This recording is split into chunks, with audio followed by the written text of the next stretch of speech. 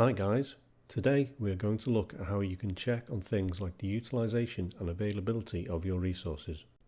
Within the planner, select the View Utilization link to open the Resource Status panel.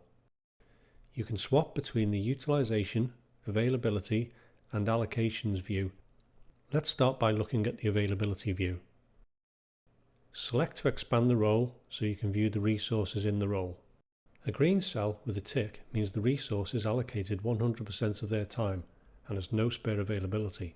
A partially filled green cell means the resource is allocated some work. Here they are still available 3 days in this week. And here they are over allocated by 1 day per week. And through this period they have no work assigned, so are 100% available. Select the Utilization view to check on resource utilization. Utilization is a metric which compares a resource's total allocated work with their capacity for work. A utilization of more than 100% means they are allocated too much work, and below 100% means they have spare availability.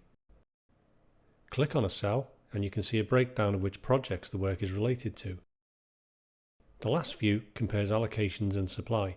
In Kelloo, allocations means the total amount of work assigned to a resource, and supply is their capacity for work.